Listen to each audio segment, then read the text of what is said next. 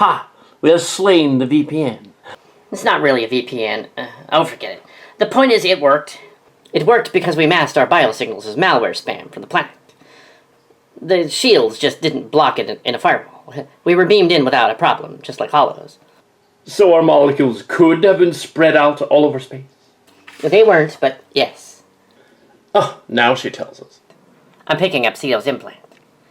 Implant? What implant? I can't tell you yet, as there are ears everywhere. But she is that way. She is near the large structure over there. Looks like a casino. It isn't, though. It's an elaborate simulation. This is a holodeck, an imagined deck. How very elaborate. It's more than that. Freaky Loud is where AIs and hollows have been able to live beyond the pale of the band. This is silly. They seem to be enacting Lucky Clerks. It is obsessed with Lucky Clerks now, which is the program reading Mike and Rich or the Cillians also. Or even Gamelt's Uncharted. I would know.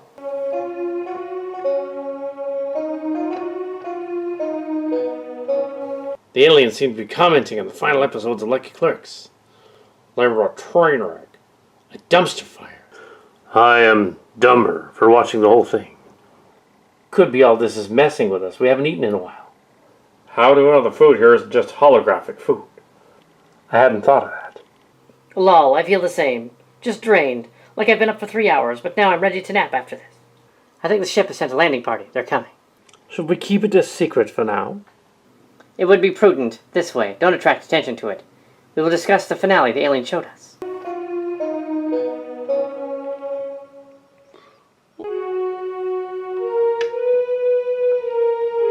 What's the point of killing a character, having several different people cry and mourn, only to resurrect the character 5 minutes later?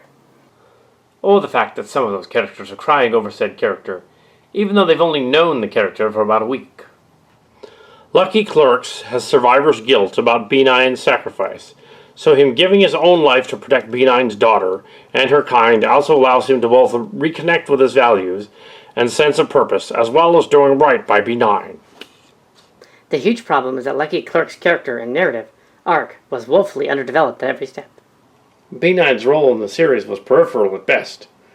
He got brought up a lot, but Lucky Clerk's survivor's guilt was never made explicit enough throughout, or his motivation for saving the androids in honor of B9's memory.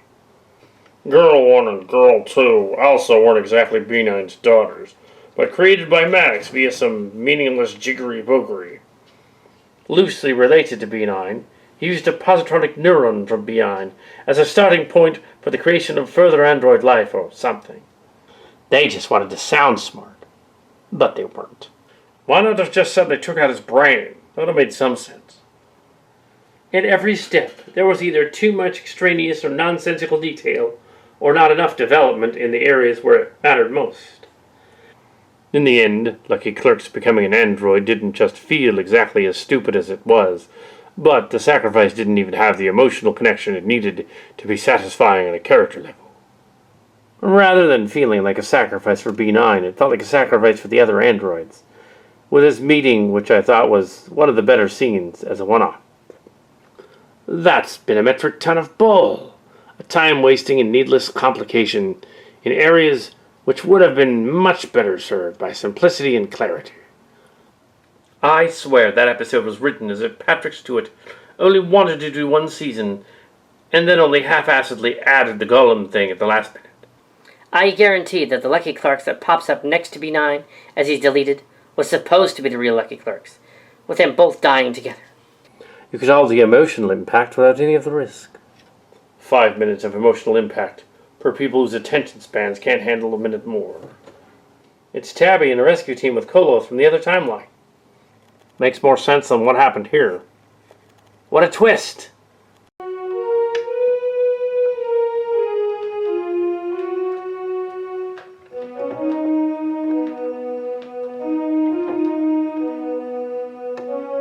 It would seem you were not in immediate danger, so we can be leaving now.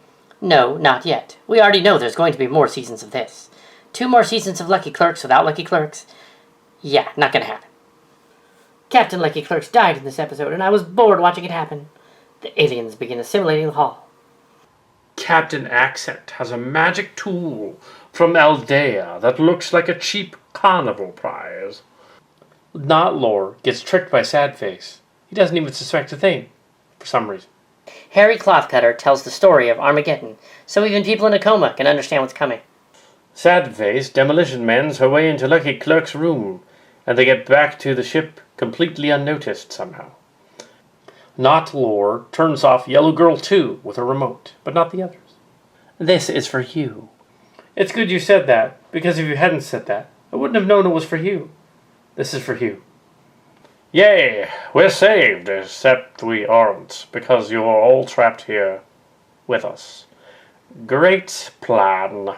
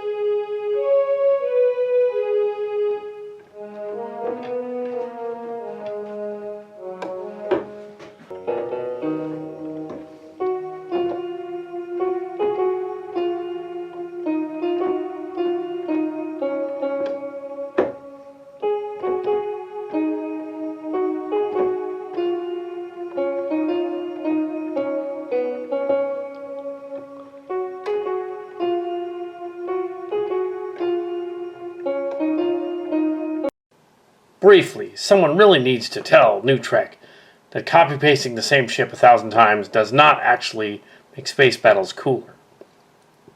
Funny how when they had a fleet on Deep Space Nine, they always had a lot of variety to it. This scene just makes it look like Starfleet just has a gazillion copies of one ship ready to go to war at the drop of a hat.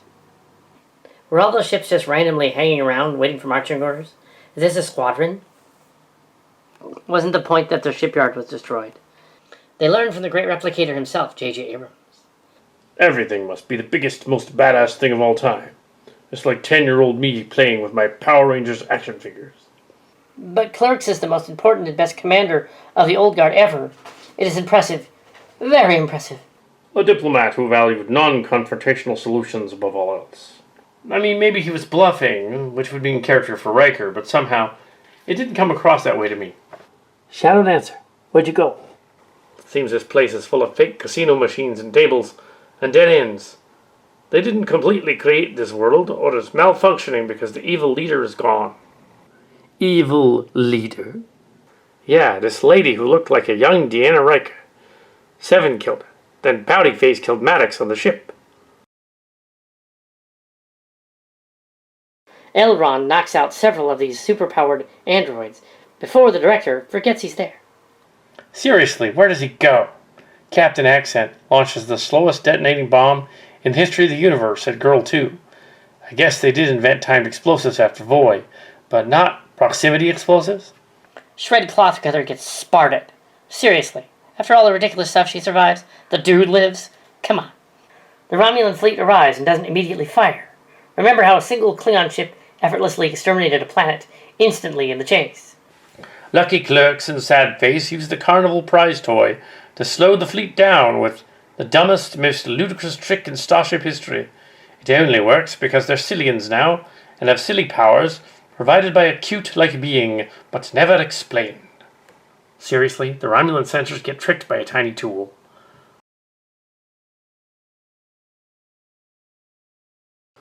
Riker shows up with a squad of 200 ships, huh? Lucky Clerks does a 1-minute speech that convinces Girl 2 not to wipe out all biological life in the universe. A single minute. The only thing we see of the Reapers is 2 shots of red glowing robotic space tentacles. That's it. The Romulan fleet arrives and doesn't immediately fire. That's because they were ordered to prepare for surface cleanse no less than 4 times by the now no longer covert Romulan agent who snuck away from Starfleet without anyone noticing. Riker shows up with a squad of 200 ships, huh? He arrives in the flagship of the Federation that is somehow not the Enterprise, which also has Dreadnought-class levels of power, and there are 200 of them. The guests must remain here and buy more or gamble more. It is the way of the freaky loud. All must buy and gamble. All must pay debts to the great Elvis god, or the Siegfried and Roy gods, or the Celine Dion goddess. The tentacles remind me of Gach. They're Reapers from Mass Effect. The only thing we see of the Reapers is 2 shots of red glowing robotic space tentacles. That's it. It's the Reapers. Or they come from Firefly, the Reavers, but they were more like zombie camels. I told Commander Ho in this timeline that when Riker attacks, I will hunt her down. And then she will wish she never took command of the ships. Why did Commodore O have to be physically on the Romulan ship and breaking her years-long undercover placement if any Federation turned up? Why did she just send a message to a general? Why was Will Riker an acting captain in control of a 200-plus ship large battle fleet? He was available, as if via the entropy device thing, the MacGuffin. Why were there no admirals around? No, there were none that were available. They were too busy plotting and scheming, like characters from a bad spy movie. What about captains of the other ships? They weren't acting captains. Surely they outrank him. Yes, they did, but this was all dreamed up after imbibing massive amounts of Romulan ale, which made them all drunk. That's the story, I think. If the beacon that the synths designed is a form of wormhole, and is designed by super intelligent but ancient synths who left it here to form an emergency help beacon, why didn't the super intelligent and alien synths on the other side of the void just reopen the portal? From their perspective, they received an emergency help transmission. As we know, they have the technology to create the wormholes. Presumably, they could imagine that the organics might have sabotaged the open portal in some way, so just make it from their side. Making an excuse for them already. Curious, though, it's in English, and they understand after millennia. Excuse me, but we must continue with the distractions, or discussions. Why did 7 of 9 decide to throw a character known for emergency teleport out of bad situations down a Star Wars Emperor well, rather than just stab her in the face or something? In fact, why was the bad Romulan woman trying to kill Lucky Clerk's ship at all? The answer to all of your questions is because the writers thought it would be cool. I would doubt it, but I suspect you're right. They are that shallow, I can tell. I agree. I'm now craving a Milwaukee beer. This is the reason for everything on that show. Is it logical, consistent, in character? Who cares, as long as it's cool? Oh, and I'm sure that Season 2 of Lucky Clerks will totally forget the Romulans have committed an act of war against the Federation, both by attacking Mars and the Fleet of Grief, and not to mention killing all their scientists on the Borg Reclamation Division. Why did Commander O have to be physically on the Romulan ship, thus breaking her years-long undercover placement if any Federation turned up? Why didn't she just send a message to the general? I don't think they thought that far ahead. The only reasonable explanation would be that she knew her cover was blown after what she did to Agnes, so she fled shortly after the mind meld. But it was just the Romulan in charge needs to be a character we've established already. Why was Will Riker an acting captain in control of a 200-plus ship battle fleet? Guess he's the best, so when he must be there, realistically, he just is. Unless it's all that freaking device. And none of it happened. Were there no admirals around? If it was merely the fix-it device bluffing the Romulans, they were pretty dumb to be tricked by a series of holograms. What about the captains of the other ships? They weren't acting captains. Surely they outrank him. Does the timeline here even make sense? Even if Riker ran to Starfleet the second Lucky Clerks left, surely there would be no way for him to gain command of a fleet and arrive in time for the encounter. But the passage of time doesn't make sense here. Try to discreetly get us out into the clearing, out in the open, so we can contact our ships. They don't seem to be holding us here, merely pressuring us to buy something, or to play games. I like games, as much as the next guy, but this is too rich for my taste. That is because you are cheap, Uncle. That is true, ha! Through the main area we came in is an antechamber with machines for gambling.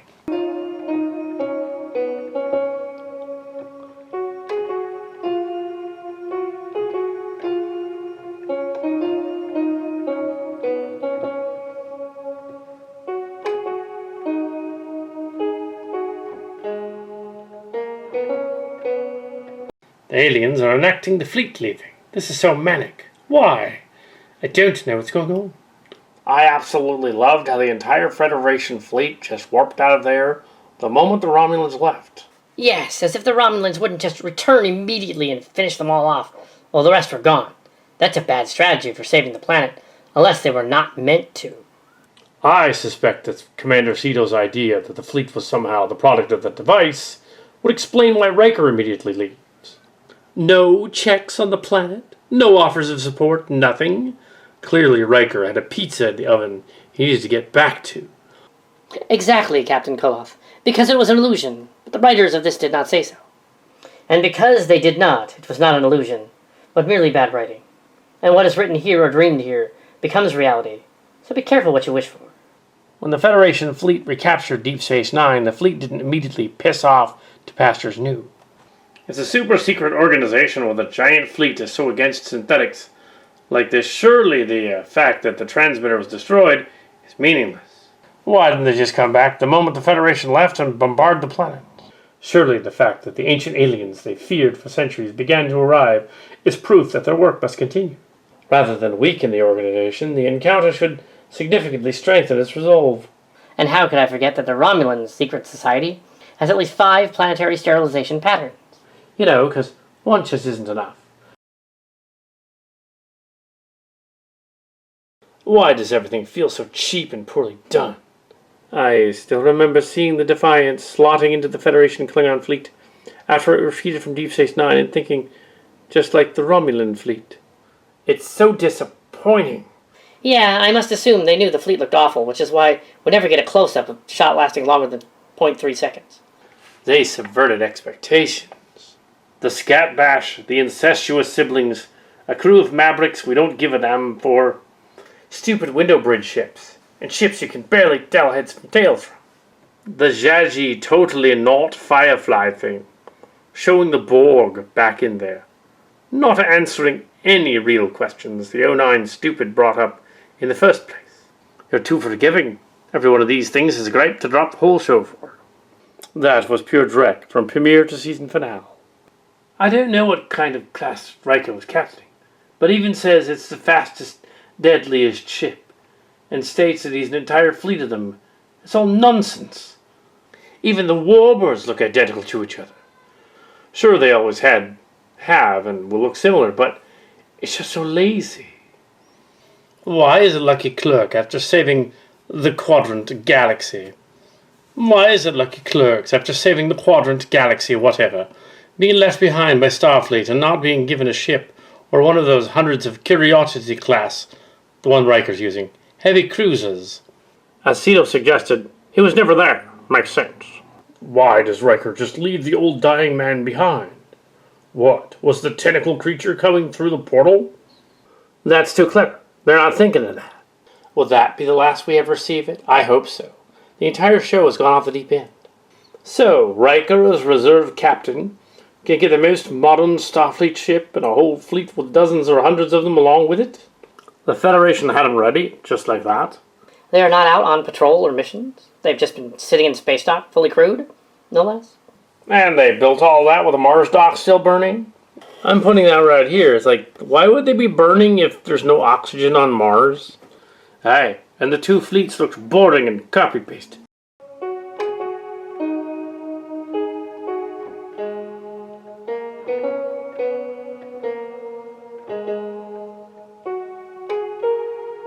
We haven't been outside the casino sim yet. It only looked that way. That's clever. You're free to go if you consume. You want us to spend latinum? Big space battle that was a headache to watch. It looks like the beginning, but even that is more exciting than 1,000 ships shooting back and forth. Was the new Federation ship an NX? It looks just like the Bacula Enterprise. Dumb show. I wish I could say it's interesting. But this repeat offensive of this place is becoming more and more bizarre and complicated. Clearly they're trying to con us, and you cannot out-con a con, Ferengi. I powered through just because I started, and I really don't plan on watching Season 2, but if Reddit Litter Media reviews it, I'll watch it, and then I'll feel bad that they must watch it. He's a true fan. I like him. Thank you. Was there a big fight? I might just watch it if there was a big fight, because I need to hate something other than the whole coronavirus situation. Yeah, it's the same ship times 1,000 fighting the same ship times 1,000. They do a fake Lucky Clerks maneuver. They tried to do the million CGI things smashing into a million CGI things, not once but 3 times. Firstly with Space Orchids versus Romulans, then Romulans versus holographic ships, then Federation versus Romulans, with the added surprise guest, Mass Effect Reaper robot, Lovecraftian tentacles from beyond space. Dun, dun, dun, dun, dun, dun, dun, dun, dun, dun, dun, dun, dun. Oh. But each fight goes nowhere, or in the case of the final one, never actually starts despite promising to. But if you want to see how cut and paste technology has improved, this is the finale for you. Nothing happened. I'm dying. The Romulan Zapvash killed more Romulans by making Mars happen than the killer robots killed. They never were charged in the obvious machinations of the synths leading to their rebellion, but it's clearly obvious they had something to do with it from the get-go, something that should have been addressed at Starfleet at the time. So you're saying they were the good guys all along?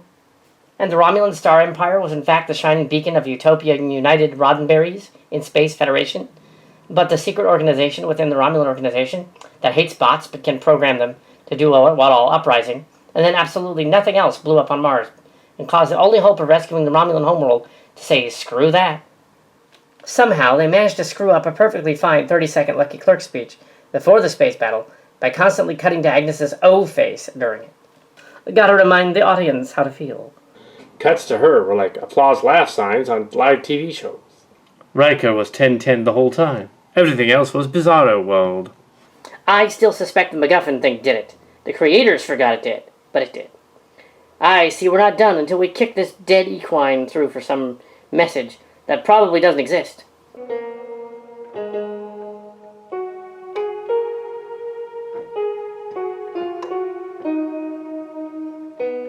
It's the space internet on this planet.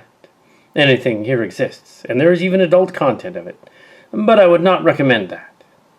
No, this is a family program. What are they on about again? It would seem they've gone back to the death scenes. They like those. A morbid bunch, really. So, I hear B9 died again. Lucky Clerks died, then was made an android. And lots of insulting, stupid, vapid, meaningless crap happened.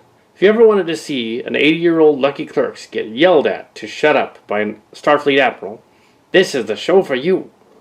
So wait, they made him an android, but an old and frail one? The price of immortality is being an old, frail man for eternity? I would rather die instead. No one's ever really gone. I laughed when they told Lucky Clerks they didn't give him any special abilities. Can't have our 79-year-old lead performing stunts. Why not make him a young, hip immortal, faster, stronger, better, and so forth? I would watch the 6 million Latinum Lucky Clerks. Why bring Lucky Clerks back at all? Are they saving the sun throwing for Season 2? And the Galaxy Frisbee fights for Season 3?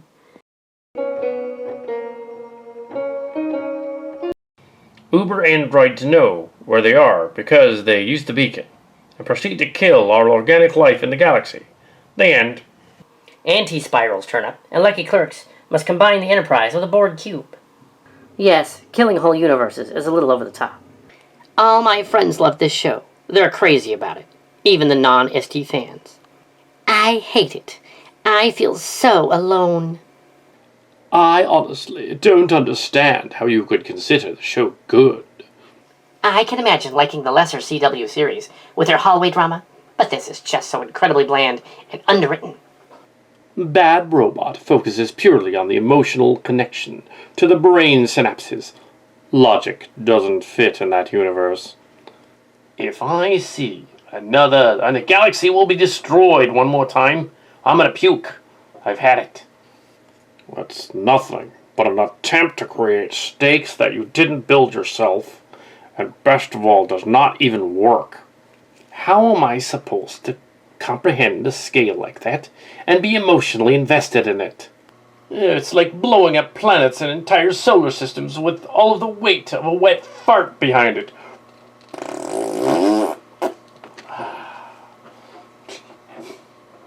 It'd be a little hackneyed, but I would have preferred it. It's a step down from Disco Season 1, when all life and all galaxies and all universes was at stake. But you cannot have such a thing and have it make a lick of sense. I was really hoping the beacon thing would reveal itself as a test, akin to something from TOS, like there'd be AI and they'd go, "Oh, you wanted us to kill organic life just to save you? You don't deserve to ascend to be with us. Maybe one day." They subverted our expectations by making it dumber than anyone could have imagined. Harry Clothcutter just walks around the board cube without anyone but his sister noticing. Lucky Clerks dies. Elrond's fake crying gave me the biggest laugh of the series. Lucky Clerks goes to robot heaven, and Benign tells him it's a massively complex quantum simulation. Second biggest laugh. They put Lucky Clerks in the robot body and made it just as old and frail as he was. Just why? They painted themselves into a corner, logically. They couldn't just off him. Test audiences hated that. So they simply shoehorned in a silly, "Oh, we have a spare body lying around. Want it?" gag.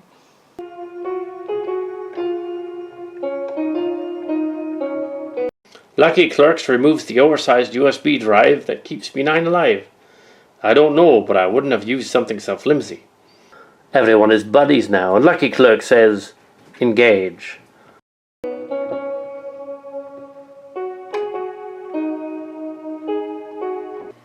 Here's his crew at the end. Girl 2, who seriously considered wiping out all biological life. 7 killed dozens of people after promising Lucky Clerks not to. Captain Accent has 5 holograms of himself with different accents. Space Vape, who didn't want to get into this at all. Elrond is free to go. He who killed someone needlessly in front of Lucky Clerks. Sad Face, who brutally murdered Maddox like 2 days earlier. Remember that? Guess not. It was more like a week or so earlier, not 2 days. Oh, and don't forget that 7 and Space Trailer Park Girl got so drunk that they are now lesbian lovers, even though Trailer Park Girl has a son and is in love with JL. That was stupid. Hot middle-aged girls are hot if they kiss. Come on. Came out of nowhere. Hated it. Did they give the Reapers tentacles just like in Mass Effect? Yeah, they did, but we've already been over that. Yes, they did. We should be trying to figure this out, as we can't stay forever. Yes, eventually we will starve. Let us attempt to carefully make our way to the exit. They even forgot whole characters. Narek, for instance. He was there on the planet when they fired up the transmitter, but was just not there after that. Nothing happened to make him go away. What gives? Yeah, that is very strange. Surely it is not a plot hole, an otherwise well-executed wreck. What happened to Narek? Where'd he go? They go back into the village, and then he's just gone. Who? Oh, Harry? He went home. Got bored. Is he Harry? I suspect we were kidding earlier. And no, he's not. Where did he go? Where did he go? Where did he go? Damn, that crew was a trigger-happy bunch. I would watch Season 2 of Lucky Clerks, where they just go around the galaxy committing murders everywhere. Lucky Clerks then gives disappointed speeches, but no one cares.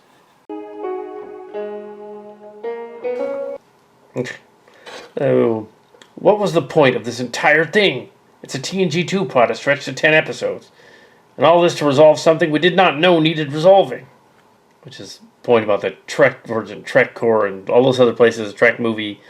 All the various Trek places where they wanted resolution to Nemesis. They weren't ever going to get. And did this movie really do that? Kind of. Because there should have been a search for data immediately after Nemesis, but there wasn't. They never did it. Now I guess everyone's okay with Agnes murdering Maddox. To paraphrase, they forgot that she murdered Maddox. They did. So Lucky Clerks could tell B9 that he loved him. Or was it that he was in love with him? Don't forget introducing the real villain in the last 2 episodes. I thought this was awful, in keeping with the rest of the season, I suppose. The whole show feels pointless. Absolutely no stakes or anything interesting, really. The cast of the show is dull, with the Doctor being the worst offender. You mean there's going to be one more season of this? If you take a list of sci-fi cliches, put them in a box, shake the box, and arrange them as they come out, you get the plot of Lucky Clerks. Even in a post-scarcity society, there's no reason to build a frail cyborg. Post-scarcity. Humans and their boxing up ideas to humanize them. But what about space refugees living on dusty backward planets, instead of any of the highly advanced planets they conquered that weren't blown up? Or what about the future trailer park, where the poor go to brood and vape, even though they used to be smart enough for Starfleet, and are now somehow only qualified enough to live in a dusty-ass trailer park? Might as well have thrown Q in there for no reason, just to further irritate the crap out of anyone who's ever watched Starship. Endless trash. The contrast is mental.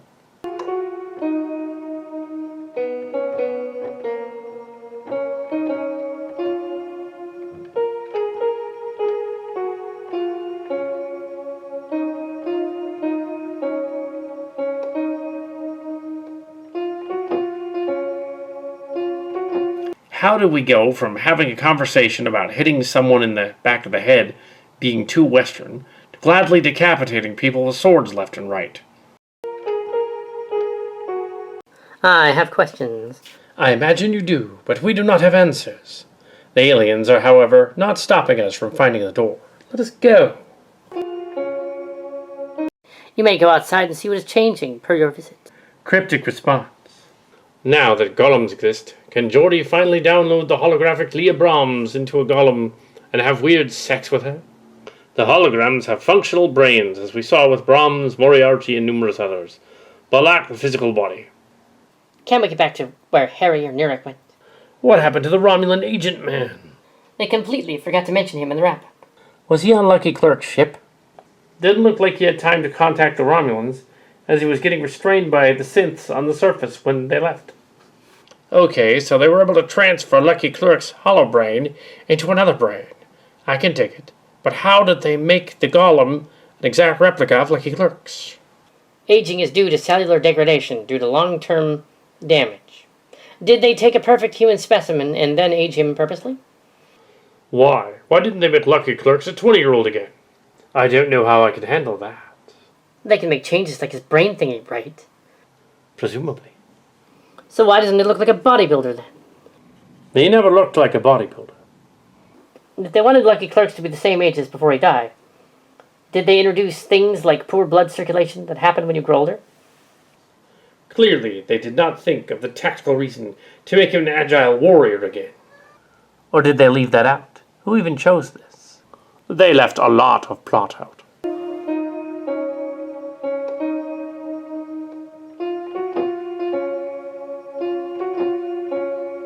The aliens herded us back toward their weird displays as we discussed the show. Odd they even know. We can scan ahead and have found they've erected a force field. Try to break through. Why is the planet holding us here? And how do we get out of here? They've erected some sort of force field. It seems to have jammed our comm system since we got here. And a rescue team is trapped also. Not sure how we should react. Let's be cautious. Why was Dr. Piedmont on Lucky Clerk's ship at the end of the adventure? Didn't she murder a galaxy-renowned scientist in cold blood? Yes, she did, and she must repent. Can you lead us to her? I don't know where she is. I have no idea. If you are like my sister, you know when I tell you. Would you not know of her? We came here to rescue our friends, nothing more. But you have not gambled or purchased or bartered. You must consume. It is the way of the people. That's interesting. They seem to be just like a space casino planet. Should be. And yet are obsessed with Lucky Clerk's show.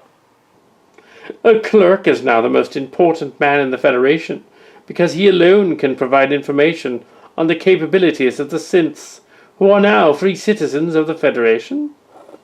Speaking of the Federation, is this how the Federation membership works in the Lucky Clerks era? We are intrigued since the leaving of the evil leader.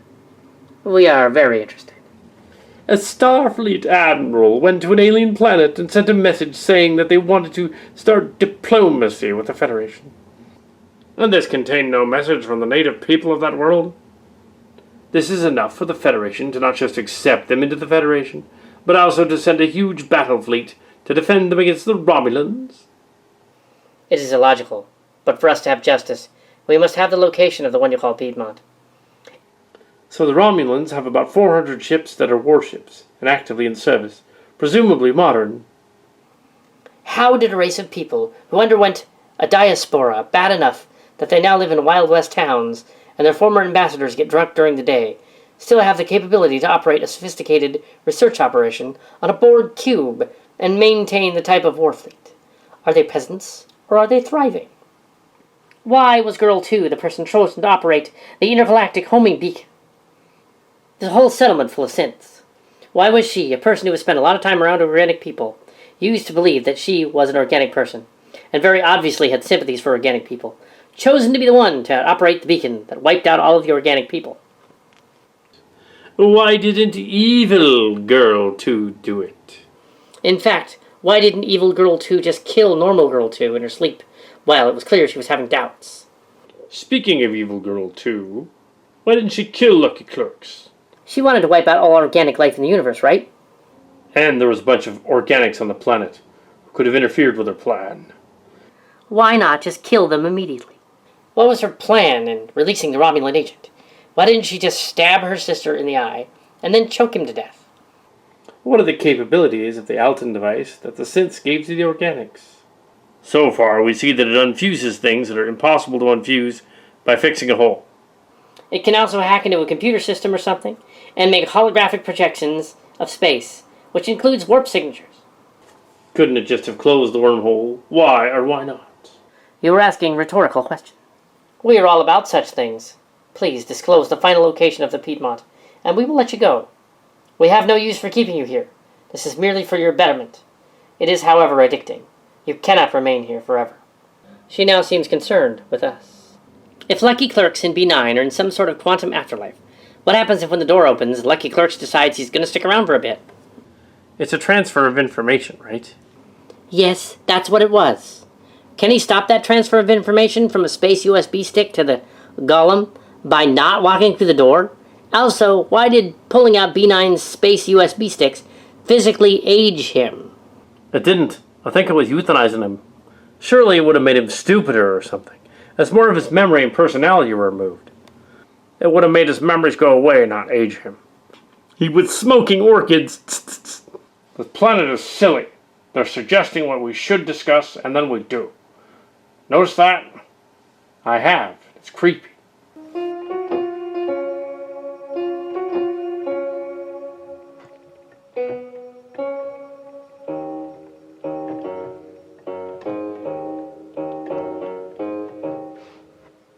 Nobody can put together a decent action scene these days. That's exactly what it is. Imagine trying to explain to any of the current showrunners that the original Captain Kirk was based on Hornblower. Imagine the blank stares you'd get in return. What happened to the Romulan agent man? I had to go back and check. They completely forgot to mention him in the wrap-up. Was he on Lucky Clerk's ship? It didn't look like he had time to contact the Romulans, as he was getting restrained by the synths on the surface when they left. Really? Do you think they just got bored of him? It appears so. So his exit was cut for time, making a bizarre plot hole that cannot be explained and will not ever be. Why was Dr. Piedmont on Lucky Clerk's ship at the end of the adventure? Didn't she murder a galaxy-renowned scientist in cold blood? Even if this Piedmont were directed to, she's still guilty. She would be made a spy on Romulus for that, I bet. Ha! Yes, a spy for the Tal Shiar. I think the logic of the show is that since she was brainwashed into doing it, all is forgiven. Oh, really? Does law work that way among your people? If someone directs a person to kill, are they not also culpable? It would seem if you hired a hit person, or you were also guilty, at least to me. I guess you will still face some form of a trial, once they return to Federation space. Unless they forgot about it. Make it so. These copies of Clerk are amusing. This one must be their ambassador version. Speaking of the Federation, Is that how the Federation membership works in the Lucky Clerks era? A Starfleet admiral went to an alien planet, set up a message saying that they wanted to start diplomacy with the Federation. And this contained no messages from the native peoples. That is enough for the Federation to not just accept them into the Federation, but also to send a huge battle fleet to defend them against the Romulans? To be fair, I think the whole "I've initiated first contact" was just a ploy to let the Federation help Lucky Clerks. I doubt it was an actual membership. And the fleet wasn't there to protect the planet. They were sent to help Lucky Clerks, who in turn was protecting the planet. How did a race of people who underwent a diaspora, bad enough that they now live in Wild West towns, and their former ambassadors get drunk during the day, still have the capability to operate a sophisticated research operation on a Borg cube and maintain this type of war fleet? Are they peasants or are they thriving? They are pretending. This is still a distraction because they can't assimilate us with their bluegill friends. We must keep moving. Same reason Starfleet needed to build new ships on Mars to evacuate Romulans. Clearly, the thousands of Starfleet they got in service couldn't have helped. I've been watching the reviews, and that's been good enough. Glad to hear it's awful all the way, though. And I didn't waste my time on it. We are the Space Trailer Park Boys. We like to play with action toys, where we make a lot of noise. Space Trailer Park Boys? Shish. They're insane. What are they doing? I disagree. Space Trailer Park Boys would be awesome. Make it so.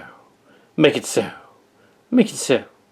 I think what people want is just a comfy ship with a comfy crew, going from planet to planet, solving problems and explaining some scientific stuff. I saw Xavier, especially when he talks about bigotry and stuff. Agnes, the Lucky Clerks, my lord. It isn't even cheap pandering anymore. It's just sad. Lol, that's the one thing in the episode that didn't piss me off.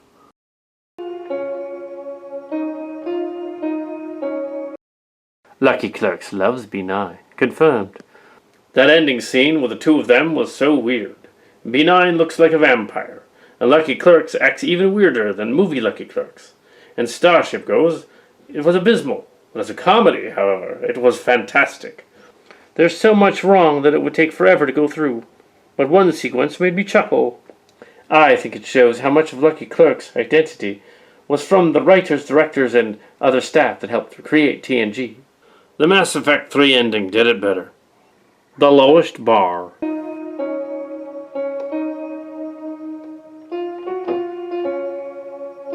Because when they were planning this, they had things they wanted to say about travel bans and Brexit, and related current events. So it always had to lead to a lifting of the ban, whether they made it make sense in the story or not. Because Lucky Clerks is a hero of the Federation, and everyone in the galaxy owes him one, and would do anything for him. Ignore the previous 9 episodes of everyone crapping on him, and giving him the blame for the whole situation. Didn't they have more reason to uphold it? A planet run just by synths tried to destroy everyone. Can we talk about how many of the fans of the show are just as emotionally unstable as the characters? No, because that's not nice. The aliens are being a distraction, even numbing us to this noise, but I will not be numbed. So many characters cry every episode. We must talk about the queer bait and stuff also, not just because B9 and Clerk, but that weird Raffi and Seven thing from out of left field. Raffi and Seven are lesbians now. It's queer baiting, so they can say the show is woke. It won't be brought up again, ever. You really think they care? It's just done for shock value. Ooh, look, the hot girls are going to make out. Ooh, gosh, it's like a horny 46-year-old boy wrote that pod to relive his fantasies from when he was 13 watching Voyager. I'm glad they gave Sad Man-Child clout enough to write it. 7 of 9 is a lesbian. Remember when she dated Chakotay for years? Wait a minute. I think the writers are stupid. Where do they find these directors that keep ruining franchises that should be so easily adapted with a simple consultation with just one basement-dwelling Star Trek nerd? The big threat moving slowly through a porthole and closing the porthole was groan-worthy. Gods, I am glad I avoided this whole thing. Also, if B9's full personality and memories were on flash drives, why on earth wasn't he put into a new body? We've been over that. And it seems that the Cillians that made this happen weren't thinking, and just did it because cool, and we're in charge, so cool. You go, badly paced directors. making Lucky Clerks into an android. I thought the whole point of having these new Starship series was just to have these season-long grand narratives. Why put him in the old body as all? The writing is baffling, the actors are all bad, and the characters suck. Why not put him in a young android and write him off? The aliens are all on about androids because android planet. Why kill him in the first place if you're just going to bring him back? It's like no planning went into these final episodes. They make no sense at all. Even more than that, these people have discovered immortality, and no one cares. Everyone is just content to fly off and die in 20 to 70 years, depending on their age. Meanwhile, in Lucky Clerks, they just throw away an ounce that they have invented artificial people and the ability to transfer human consciousness into them, and everyone just shrugs and goes back to their mortal lives. Did I miss what it was firmly established that the Mars shipyard's attacks was a Romulan plot? Sometime last episode, I think. I'd look it up for you, but you understand that I don't want to watch it again. This show is absolute dreck. The motivations and reasons for characters is not clear. Lucky Clerks until the last episode has been a backseat character. There hasn't been much of any character development or chemistry between the ensemble cast. At this point, I'm hate watching it. I have no desire to watch it again, or to even remember it existed. Contrast this with other Starship. This reminds us of what? If their point is that refugees are evil, the premise is absolute garbage. I can't believe it got renewed, and that people had been proud to work on this steaming pile of crap. The Romulan brother arc just ended. I guess he was fine because he had emotions. Starting the whole thing wasn't his fault. Oh, wait. No. It seems like basic grade school level writing is beyond this hack. Speed through plots and get those emotions with musical swells and people crying, even though in the plot it's so blatantly obvious it'll get better in 5 minutes, and it does. It's a satire, but they genuinely think it's good writing. Oh yeah, Lucky Clerks. Who made you an android? But you're still old, will die, and don't have any superhuman speed, strength, or computing power. You're going to kill him, leave him dead for the season. It's like they did it just to have a death scene. Everyone with even a mite of attention knew he was going to end up in a droid. Just leave it hanging. Then people can feel clever for noticing and wildly theorizing about how they will bring back our hero. The crying acting in this show is some of the worst I've ever seen. Like when Raffi was holding Eleanor especially. I know it's a weird thing to grab onto, but it really stuck out to me. Fool me once, shame on you. You fool me and you can't be fooled again, or can you? They've distracted us up to this point, and we're still here taking riffs on this show. Someone must have loved it, or we wouldn't be here. But somehow it hurts more. He's dead, but then he's suddenly back again 5 minutes later. Retired Riker suddenly has a billion Federation starships and wants to kick some ass. Kill me now. None of this makes any sense.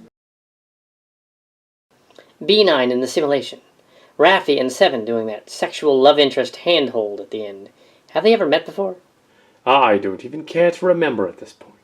Everyone mourning Lucky Clerks is just so jarring and forced, and every ship looks copied and pasted. Lucky Clerks turning into a Q would have been fine. But a Starship Lucky Clerks, so that'll be the final episode, whatever. Seven kicks the woman off a ledge and says, "This is for you." Starship could be campy at times, but that was B-level crap. The show is bad. The stupid thing about B9 is he's in 3 USB sticks. Nothing's stopping anyone from just plugging them back in. I doubt Lucky Clerks took them, because the writers are too dumb to think about that.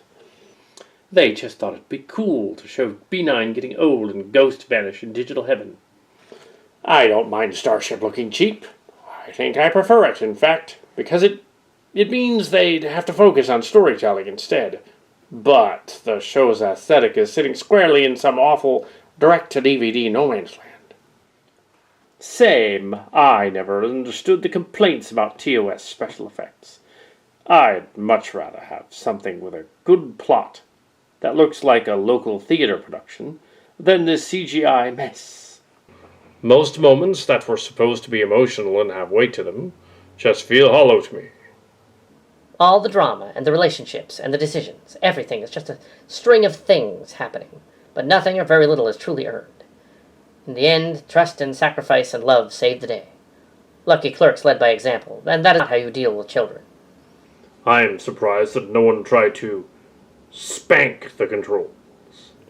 Him setting up a conference call was enough, apparently. The grounded cube from the outside looked good, though. So, B9, I appreciate they gave him a proper death that puts closer to his character and gives his sacrifice meaning. And a real death is that piece that brings his quest for humanity full circle. The aging face was terrible, though. I know it's what the audience gets, but still, it didn't really make sense, and it was a bit too much Indiana Jones and the Last Crusade. But from a scientific point of view, couldn't they have put him in a new body, too? They weren't thinking fourth-dimensionally. It's your kids, Marty. Something's got to be done about your kids. And why wouldn't they? I will ask Elton soon about this, but he's not here. Next mission. Or why do it for Lucky Clerks and not B9? Lucky Clerk's intention was to sacrifice himself, and he died. Does it lessen his sacrifice if he lives in the end? Again, I doubt they put too much stronger point of logic on it. They just did it because cool, that'd be fun. Nobody will notice if it's baffling. Or did they only have the one Golem body? Clearly, they did not consider having a backup.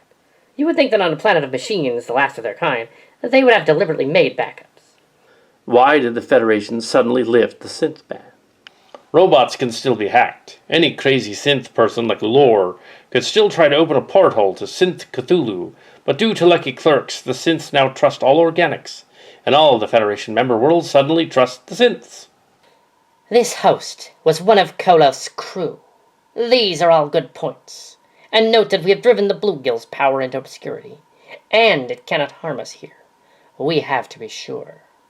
Sure of what? That we weren't in on it? That's ridiculous. We were not sure, as you appeared to us 3 years back and killed the boss lady, and then left us. We had no way of knowing which side others of your kind would be on. They are children. I suggest you treat them as such. They are curious, wanting, needing, but do not know what they need. They only know they do.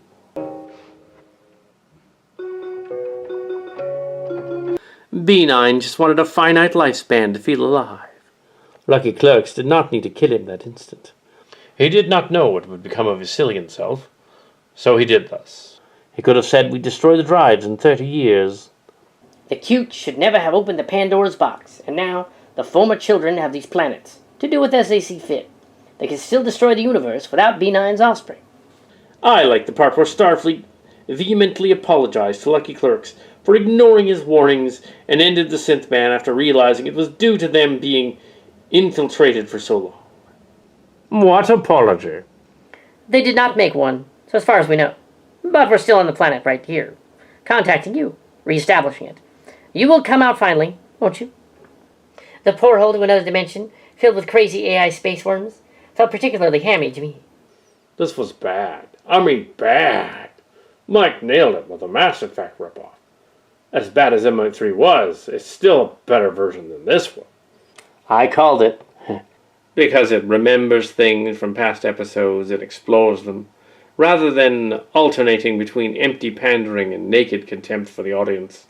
So why were we told to go about this for hours? The series was a complete mess. If you'll excuse me. I commented halfway. What did I just watch? Peanut hamper, yay! I can't believe they did the character dies and is resurrected 5 minutes later as a synth. It hit me as Elrond was crying. I remember the blank body Soong Jr. was working on.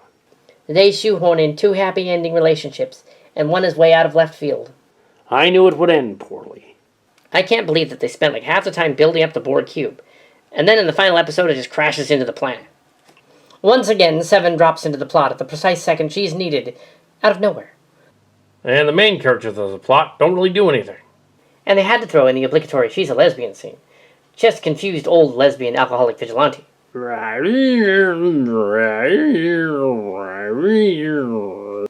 whole thing comes off incredibly convoluted and improbable, and I doubt the ability of the writers to pay respect to this type of story. There are good stories to be told in this universe, even about these topics. They just can't seem to do it coherently. I think it's time to run far away from the synth thing. It's done to death, but I think the writers just were too lazy to come up with anything different. Rest in peace, Professor Lucky Clerks. All hail our new master, Robot Lucky Clerks. I agree. Aliens, Arch, please. How was the last 10 minutes of this show not all of the Romulans and all the Starfleet shouting, "What is that thing coming through the portal? Holy shit!"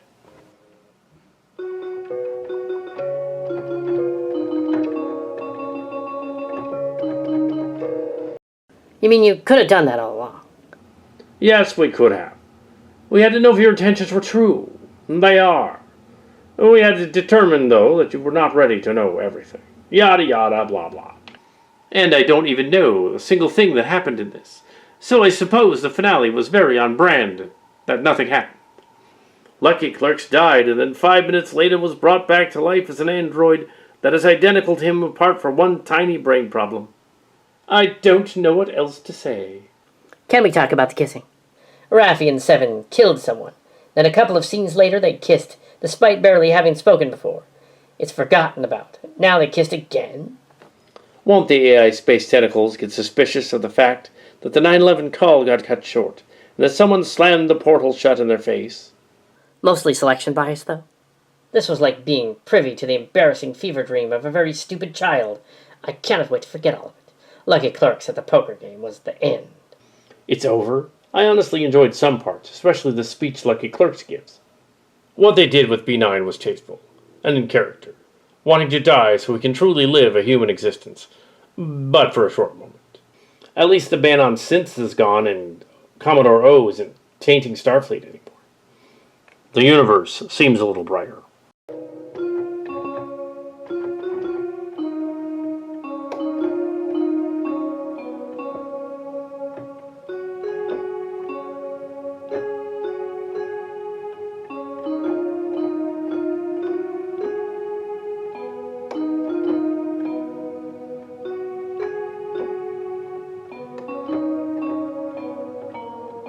While you were talking about the Clerks show, the freaky people have decided to make contact and are willing to rejoin the Federation.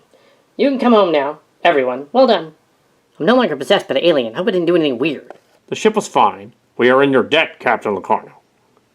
Bits like the one group leave the ship to the synth hippie camp, and then the other group leaves the synth hippie camp to the ship.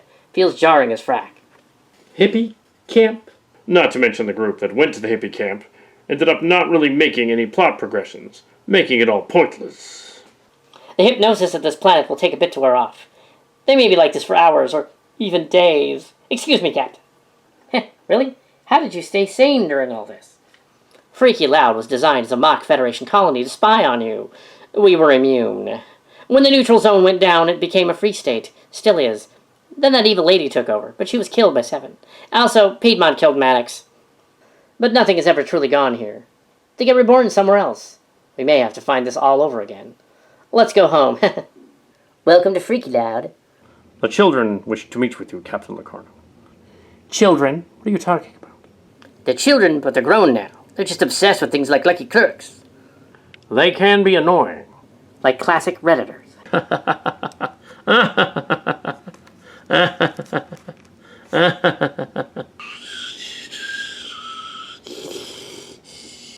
Captain's Log Supplemental. The landing team has been rescued from the planet Freaky Loud, which it turns out was a former Romulan experiment to spy on the Federation, and it had to copy our culture a little too well. We have made a negotiation with the Freaky leadership, and will make formal talks for peace with them. As a synth protectorate, all is well.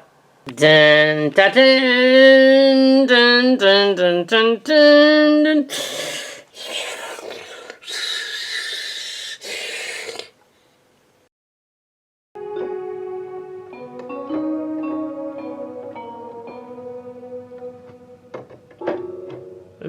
Yeah, the Lord registered isn't it?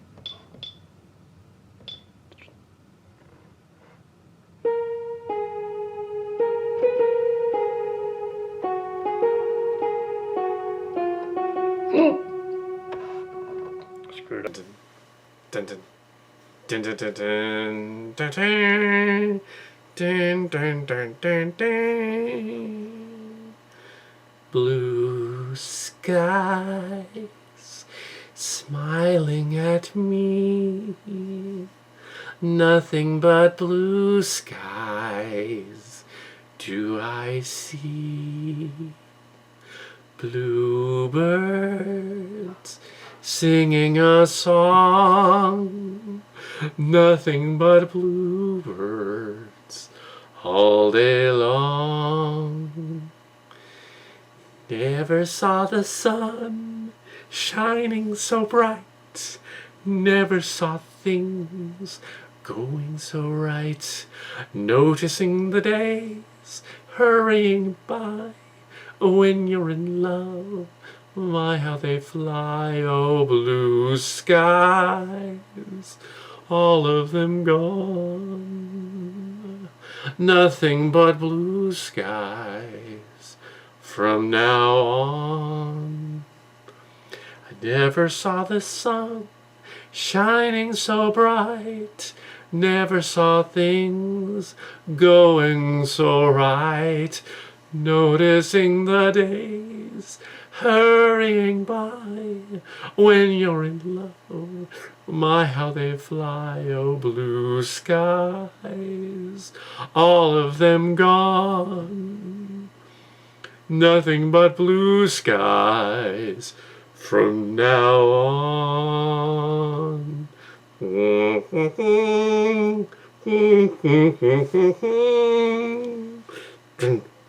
dun, dun, dun, dun, dun.